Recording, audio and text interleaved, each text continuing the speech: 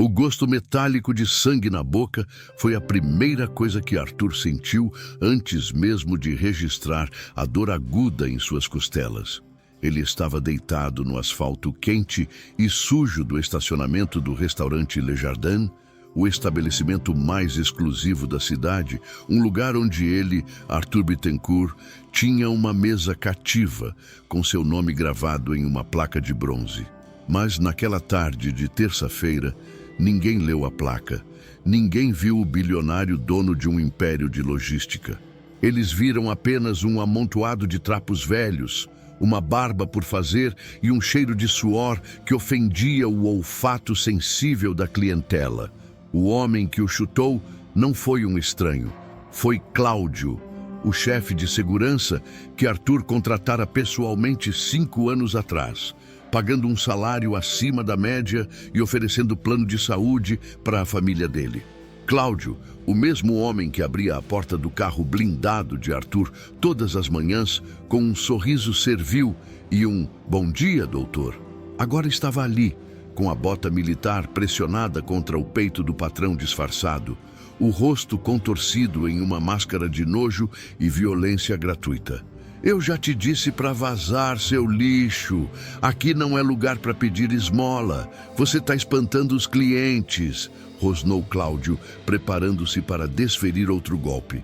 Arthur tentou falar, tentou dizer: "Sou eu, seu idiota, sou o Arthur", mas a voz não saiu. Sua garganta estava seca pela sede de 12 horas sob o sol e o choque de ser agredido por alguém em quem confiava travou suas cordas vocais. Ele olhou para cima, através da visão turva de lágrimas e dor, e viu a porta do restaurante se abrir. Saiu de lá uma mulher deslumbrante, vestindo um vestido de seda que Arthur havia comprado em Milão na semana anterior. Era Vanessa, sua noiva. A mulher que dizia amá-lo mais que tudo.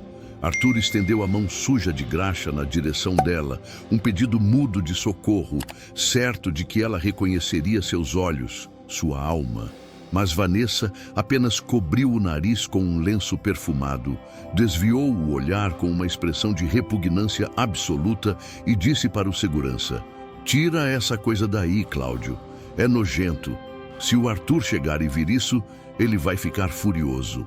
A ironia cortou mais fundo que qualquer faca. Ela estava usando o nome dele para ordenar a expulsão dele mesmo.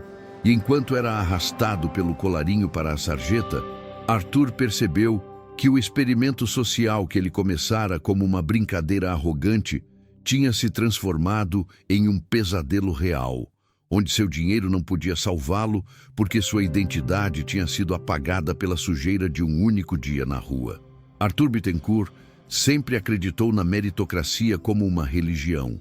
Nascido em berço de ouro, mas tendo multiplicado a fortuna da família, ele costumava dizer em palestras motivacionais que pobreza é uma questão de mentalidade e que qualquer um pode vencer se tiver vontade. Essa crença arrogante foi o que motivou a aposta estúpida com seu melhor amigo e sócio, Roberto. "Eu aposto que consigo sobreviver uma semana nas ruas, sem identidade, sem cartões, e terminar a semana com um emprego e dignidade só usando minha inteligência", gabou-se Arthur, bebendo um uísque de 30 anos. Ele queria provar que os mendigos eram preguiçosos. Ele queria escrever um livro sobre isso. Então, naquela manhã, ele deixou a carteira, o celular e o relógio no cofre, vestiu roupas compradas em um brechó, sujou o rosto com carvão e saiu de sua mansão pelo portão dos fundos, sentindo-se um aventureiro urbano. Ele não avisou a ninguém além de Roberto. Para Vanessa, ele disse que faria um retiro espiritual sem comunicação. Ele achava que seria fácil. Achava que sua aura de liderança brilharia através dos trapos. Mas a cidade é um monstro que devora a aura de quem não tem sapato. Em menos de 6 horas, Arthur descobriu que a inteligência não serve de nada quando ninguém para te escutar. Ele descobriu que a fome não é uma motivação para o sucesso. É uma dor que te impede de pensar. E o mais aterrorizante, ele descobriu que as pessoas que o amavam e respeitavam não amavam o homem Arthur. Amavam o terno, o cargo e o poder. Despido desses adereços, ele não era nada. Agora, jogado na calçada, machucado e humilhado, ele viu o carro de Roberto passar. Seu amigo, seu sócio, a única pessoa que sabia da aposta. Mas Roberto não parou. Roberto viu a cena, viu o mendigo caído e sorriu. Um sorriso frio e calculista. E Arthur entendeu com um horror gelado que aquilo não era mais uma aposta. Era uma armadilha. Esta é a história de como um homem precisou perder tudo de mentira para descobrir que sua vida inteira era uma farsa. Antes de acompanharmos a descida de Arthur ao inferno, eu quero saber de você. Você acha que conseguiria sobreviver um dia na rua sem dinheiro nenhum? De qual cidade você está assistindo a essa lição de humildade? Comenta aqui embaixo. O sol do meio-dia queimava a nuca de Arthur enquanto ele caminhava pelas ruas do centro, muito longe do conforto climatizado de seu escritório. As primeiras horas tinham sido de um otimismo delirante. Ele tentou abordar pessoas de terno, oferecendo consultoria de negócios em troca de um almoço. Tenho ideias que valem milhões, dizia ele com a postura ereta. A resposta foi universal. Olhares de medo, passos apressados e, em um caso, uma ameaça de chamar a polícia. Ninguém via um gênio disfarçado. Viam um louco importunando cidadãos de bem. A fome, que no início era um incômodo, tornou-se uma cólica constante por volta das 2 da tarde. Arthur, acostumado a almoços de 3 pratos, sentiu a fraqueza nas pernas. Ele avistou uma padaria. O cheiro de pão fresco o atraiu como um imã. Ele entrou, decidido a oferecer trabalho. Lavar pratos, varrer o chão. Ele era humilde, certo? Ele faria qualquer coisa, mas ele nem chegou ao balcão. O gerente, um homem corpulento, o interceptou na porta. Nem pensa em entrar. Clientes pagantes apenas. Arthur tentou argumentar. Usou seu melhor vocabulário corporativo. Senhor, estou propondo uma troca de serviços. Mão de obra qualificada por nutrição. O gerente riu na cara dele. Sai daqui com esse papo de doido. Se eu der comida para um, aparece 10. Vaza. Expulso e humilhado, Arthur sentou-se num banco de praça. Ele olhou para seus sapatos, velhos e furados, comprados no brechó. Seus pés doíam. A realidade da invisibilidade social começou a pesar. Ele viu uma mulher deixar cair uma nota de R$ 20. O velho Arthur teria avisado. O Arthur da rua pensou em pegar, mas antes que ele pudesse se mover, outro morador de rua, mais rápido e mais jovem, pegou a nota e correu. A selva tinha regras e ele não as conhecia. Desesperado, ele decidiu ir para um terreno conhecido, o restaurante Le Jardin. Ele sabia que Cláudio, o segurança, ficava lá. Cláudio era gente boa. Cláudio ria das piadas dele. Arthur pensou que, se conseguisse falar com Cláudio, poderia explicar a situação. Talvez pedir um copo d'água e um sanduíche pelos fundos, sem quebrar a aposta totalmente, apenas usando um contato. Ele caminhou 5 quilômetros até o bairro Nobre. Quando chegou, estava exausto, sujo de fuligem dos escapamentos e suando bicas. Foi então que o pesadelo começou. Ele se aproximou da entrada do valé.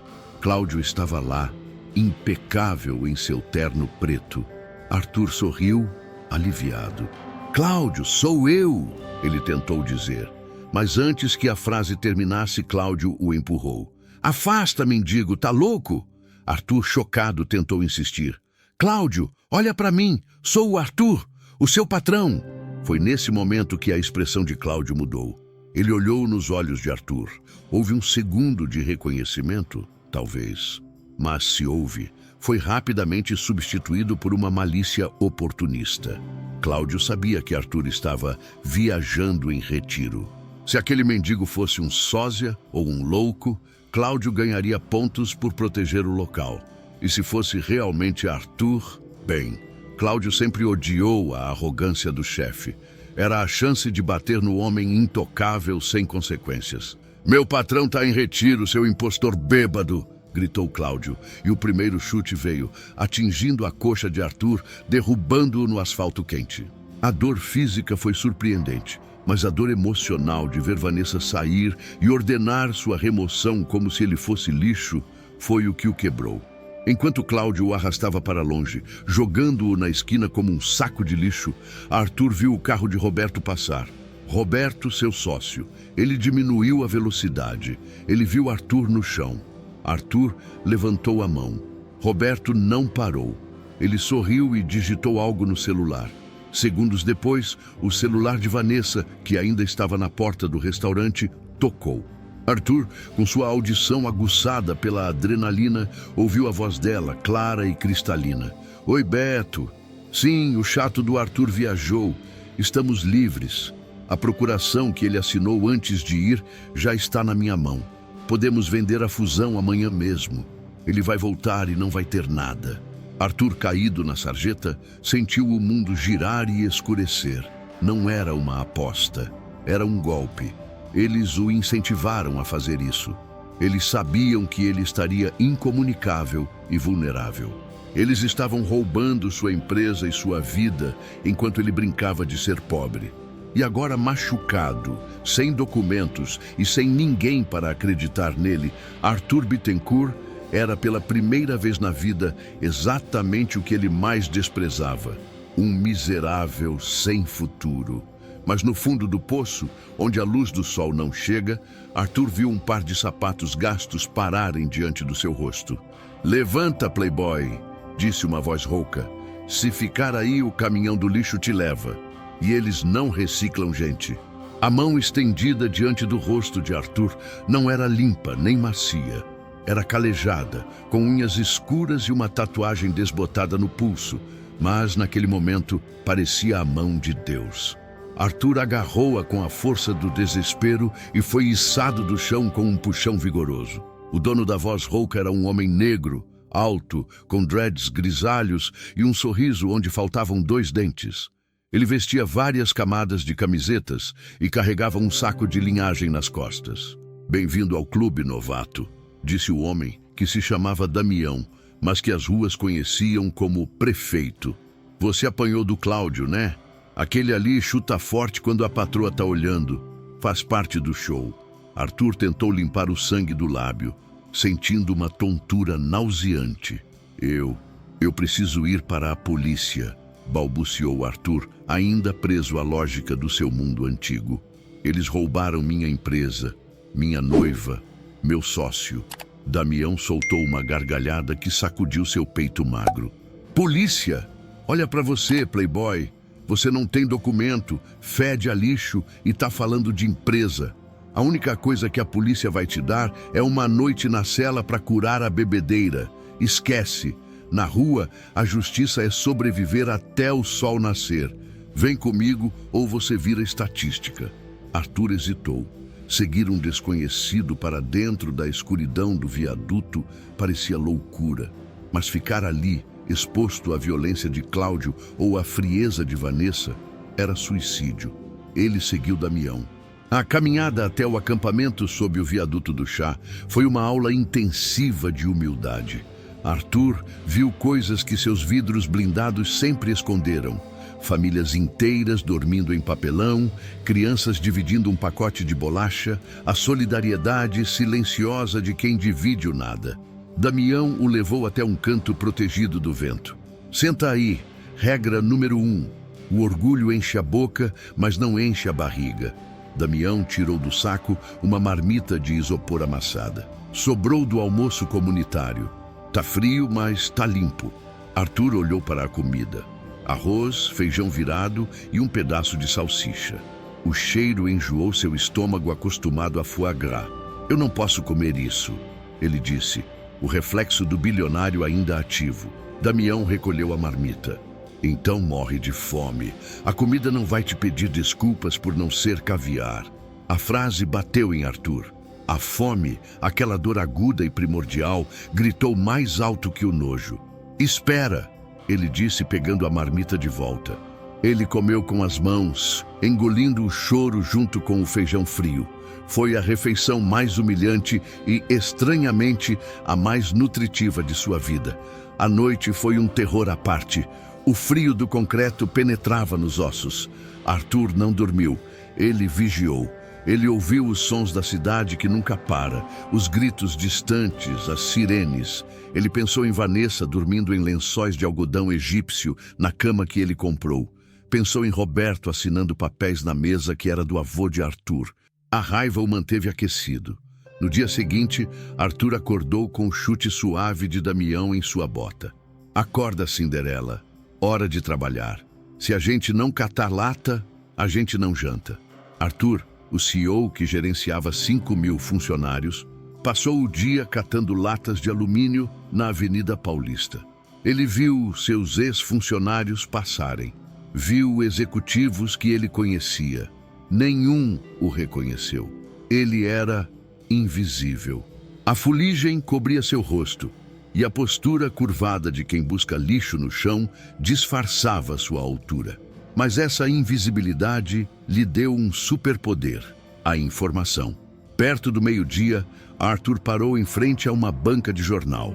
Na TV ligada, o noticiário local mostrava a foto dele, o Arthur limpo de terno. A manchete dizia: mistério, bilionário, Arthur Bittencourt desaparece durante retiro espiritual. Sócio assume controle total para evitar colapso das ações. Roberto estava na tela com uma expressão de preocupação teatral. Estamos rezando pelo retorno do Arthur, dizia o traidor. Mas os negócios não podem parar. Amanhã assinaremos a fusão histórica que garantirá o futuro da empresa. Amanhã. Arthur tinha menos de 24 horas. A fusão não era uma venda comum, era uma liquidação de ativos para uma offshore fantasma que pertencia a Roberto e Vanessa. Eles iam drenar a empresa e fugir com o dinheiro, deixando milhares de desempregados e o nome dos Bittencourt na lama. Arthur precisava entrar no prédio. Precisava chegar à sala de reuniões e provar que estava vivo e lúcido, revogando a procuração. Mas como? Ele olhou para o reflexo na vitrine, um mendigo sujo, a segurança do prédio, a mesma segurança que ele treinou para ser implacável, jamais o deixaria passar. Cláudio estaria lá. Damião, disse Arthur, largando o saco de latas. Eu preciso de um banho e de roupas limpas. Eu preciso entrar naquele prédio amanhã. Damião riu. Aquele prédio espelhado? Tá sonhando alto. Lá só entra quem tem crachá ou quem vai limpar a privada. A palavra limpar acendeu uma luz na mente de Arthur. Ele se lembrou de Dona Maria, a senhora da limpeza que trabalhava no andar da presidência há 20 anos. Arthur nunca soubera o sobrenome dela, nunca perguntara como estavam os filhos dela. Ele apenas passava por ela e resmungava: bom dia. Mas ele sabia de uma coisa. Ela entrava pela porta de serviço da garagem às 5 da manhã, antes da segurança pesada trocar de turno. E ela era a única pessoa na empresa que Roberto não se daria ao trabalho de subornar ou demitir, porque para Roberto, assim como para o antigo Arthur, ela era invisível. Eu não preciso de terno, Damião, disse Arthur, os olhos brilhando com um plano desesperado. Eu preciso de um uniforme de faxineiro. E preciso estar na porta de serviço da Bittencourt Logística às 4h30 da manhã. Damião olhou para o amigo louco. Ele não sabia a história toda, mas viu a determinação nos olhos de Arthur. Eu tenho um amigo que trabalha na lavanderia industrial. Ele consegue o uniforme, mas o banho vai ter que ser no chafariz da praça, gelado de madrugada. Arthur assentiu. Que seja. Naquela madrugada, Arthur se lavou na água fria da praça, tremendo, esfregando a pele até tirar a fuligem e o cheiro da rua. Vestiu o uniforme azul desbotado que Damião conseguiu, um número menor que o dele. Ele parecia ridículo, mas parecia um trabalhador. Às 4h45, Arthur estava escondido atrás da caçamba de lixo, perto da entrada de serviço da sua própria empresa. Ele viu Dona Maria chegar, caminhando devagar, com sua bolsa velha. Ela parou para passar o crachá. Era agora ou nunca. Arthur saiu das sombras. Dona Maria, ele sussurrou. A mulher se assustou, apertando a bolsa contra o peito. Ela olhou para o homem de uniforme apertado, cabelo molhado e rosto cansado. Ela não o reconheceu de imediato. Quem é você? O que você quer? Arthur deu um passo à luz. Sou eu, Maria, o Arthur, o seu patrão. Dona Maria apertou os olhos. Ela viu os traços familiares, mas a situação era absurda. Seu Arthur, o senhor tá parecendo um mendigo, completou Arthur. Eu sei. Maria, escute. O Roberto e a Vanessa me traíram. Eles vão destruir a empresa hoje. Vão demitir todo mundo, inclusive a senhora. Eu preciso entrar. Preciso que a senhora me coloque para dentro. Dona Maria olhou para ele. Ela poderia gritar. Poderia chamar o Cláudio. Arthur nunca tinha sido bom para ela. Ele era apenas o homem que pagava o salário. Por que ela deveria arriscar o emprego dela por ele? Arthur viu a dúvida nos olhos dela e, pela primeira vez na vida, ele não usou sua autoridade. Ele usou sua humanidade. Ele se ajoelhou no chão sujo da garagem. Por favor, Maria, eu não estou pedindo como chefe, estou pedindo como um homem que perdeu tudo e só tem a senhora. Me ajude a salvar o nosso trabalho. Maria olhou para o homem ajoelhado. Ela lembrou de todas as vezes que ele a ignorou, mas ela também lembrou que ele pagou o funeral do marido dela anos atrás, sem saber, aprovando um pedido de ajuda de custo que o RH enviou. Ela suspirou. Levanta daí, menino. O chão tá sujo. Ela passou o crachá. A luz ficou verde. A porta abriu. Entra rápido, mas se o Cláudio te pegar, eu digo que você me rendeu. Arthur entrou. Ele estava dentro, mas ele estava no subsolo, e a reunião era na cobertura, e entre ele e Roberto havia 30 andares de câmeras, seguranças e a surpresa final. O elevador de serviço estava quebrado, e ele teria que subir tudo pelas escadas, onde uma armadilha inesperada o aguardava no 15º andar. O 15º andar era o pulmão do prédio, onde ficavam os geradores e a central de segurança. E era ali que Cláudio, o chefe da guarda que chutara Arthur no estacionamento, fazia sua ronda pessoal para garantir que ninguém interferisse no golpe de Roberto. Arthur subia os degraus de concreto, arrastando as pernas, o pulmão queimando e o corpo dolorido pelos hematomas. Ao abrir a porta corta-fogo do 15º, ele deu de cara com Cláudio.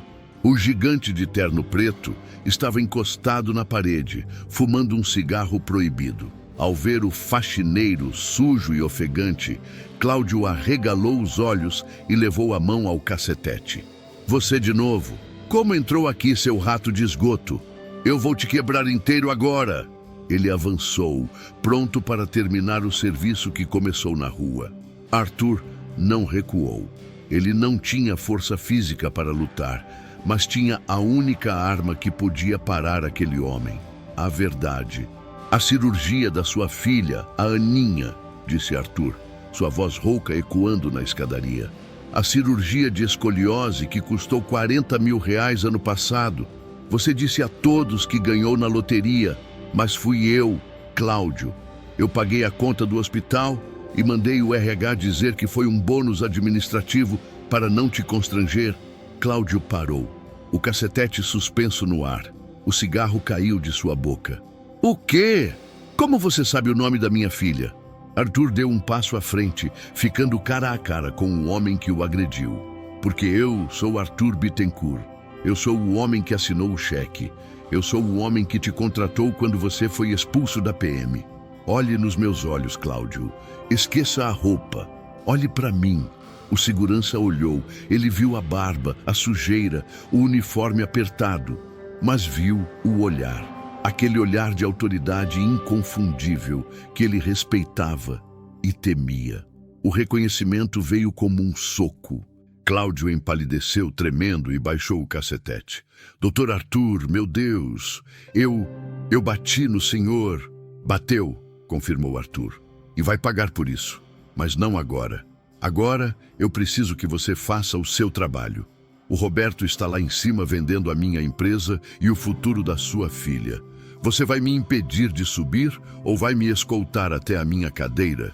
Cláudio, com lágrimas de pânico e arrependimento, guardou a arma. Eu abro o caminho, senhor. Eu mato quem tentar te parar. Eles subiram o resto dos andares juntos.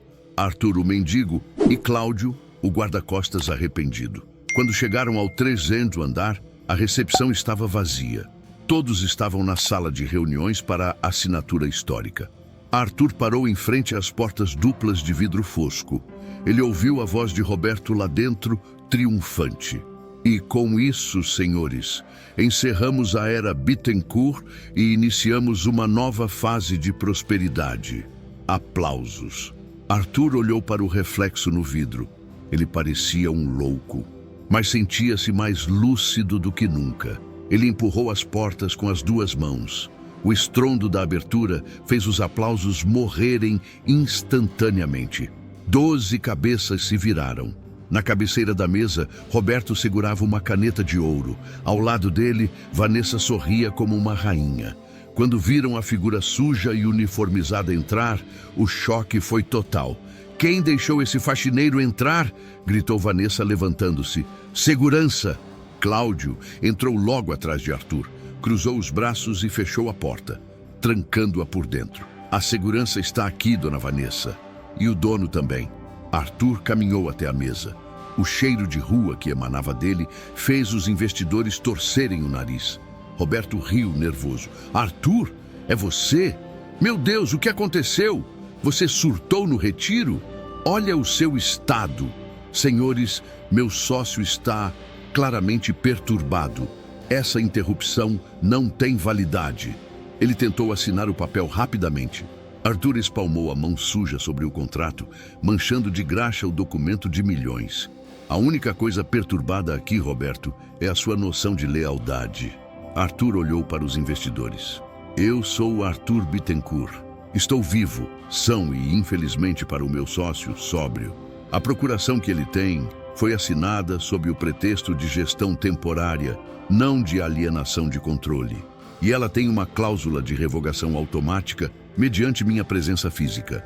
Arthur pegou a caneta da mão de Roberto. "E eu estou aqui." Vanessa tentou a cartada final. Ela correu até Arthur, tentando abraçá-lo, ignorando o mau cheiro, fingindo alívio. "Amor, graças a Deus você voltou. O Roberto, ele me disse que você tinha sumido. Ele me coagiu a apoiar isso. Eu estava tão preocupada." Arthur segurou os braços dela, afastando-a com firmeza. Ele olhou para o rosto lindo e mentiroso dela. "Eu ouvi o telefonema, Vanessa. Eu estava deitado na calçada, sangrando, quando você ligou para o Roberto celebrando minha ausência. Você mandou o Cláudio me chutar como um cachorro." Vanessa congelou. "Não, você entendeu errado." "Eu entendi perfeitamente", disse Arthur. "O amor é cego, mas a fome abre os olhos de qualquer um." "Acabou, Vanessa. Saia da minha sala e deixe o anel de noivado na mesa. Ele vale mais que o seu caráter." Roberto tentou correr para a porta lateral, mas Cláudio o bloqueou. Arthur pegou o telefone da sala de conferência. "Polícia Federal? Aqui é Arthur Bittencourt. Tem uma denúncia de fraude corporativa, apropriação indébita e tentativa de homicídio culposo." Enquanto a polícia subia, Arthur sentou-se em sua cadeira de presidente. Ele estava sujo, fedendo, com roupas de outra pessoa, mas nunca se sentiu tão poderoso. Ele olhou para os investidores. "O negócio está cancelado. A Bittencourt Logística não está à venda. E a partir de hoje, vamos mudar a política de contratação. Vamos valorizar quem tem calos nas mãos, não quem tem seda no corpo." Os investidores, percebendo a mudança de maré, assentiram e saíram rapidamente, deixando Roberto e Vanessa encurralados, aguardando as algemas. Semanas depois, a empresa estava transformada. Roberto e Vanessa aguardavam julgamento em prisão preventiva. As provas encontradas nos computadores deles eram devastadoras. Cláudio foi demitido por justa causa pela agressão. Arthur não podia tolerar violência, mas, em um ato de misericórdia, Arthur manteve o plano de saúde da filha dele por mais um ano, para que a menina não pagasse pelos erros do pai. Mas a maior mudança foi no próprio Arthur. Ele não escreveu o livro sobre como vencer na rua. Ele achou que seria um insulto. Em vez disso, ele criou o Projeto Damião. Naquela manhã de sol, Arthur desceu do carro na frente da empresa. Ele estava de terno, mas não era de marca italiana. Era um terno simples, nacional. Ele cumprimentou o porteiro pelo nome. No saguão, uma nova funcionária estava organizando a recepção. Era Dona Maria, promovida a supervisora de hospitalidade. Ela sorriu para Arthur. Bom dia, seu Arthur. Bom dia, Maria. Ele entrou no elevador e subiu, não para a cobertura, mas para o auditório. Lá, 200 pessoas esperavam. Eram moradores de rua, desempregados, pessoas invisíveis que a sociedade descartou. Na primeira fila, de banho tomado e roupas limpas, estava Damião, o prefeito do viaduto. Arthur subiu no palco. Bom dia a todos, disse ele. Meu nome é Arthur e há um mês eu comi a melhor marmita da minha vida debaixo de um viaduto, oferecida por um homem que tinha menos que eu, mas era mais generoso que eu. Ele apontou para Damião. O Damião me ensinou que dignidade não é ter dinheiro, é não virar a cara para a dor do outro. Hoje, este prédio não é mais apenas uma empresa de logística, é um centro de capacitação. Vamos dar emprego, moradia e principalmente visibilidade para quem o mundo insiste em não ver. Damião levantou-se e aplaudiu, e o auditório o seguiu. Arthur sorriu, segurando o pódio. Em seu escritório lá em cima, em uma moldura de vidro, ele não tinha o primeiro dólar que ganhou. Ele tinha a nota de R$ 20 que ele tentou pegar na praça e perdeu, e o par de sapatos furados que usou naquela semana. Eram seus troféus mais valiosos, porque eles o lembravam todos os dias que ele podia ser o dono do prédio, mas sem a humanidade que ele encontrou na lama, ele seria apenas mais um pobre homem rico. Arthur Bittencourt tinha fingido ser mendigo por um dia, mas acabou descobrindo que precisou perder tudo de mentira para se tornar um homem de verdade.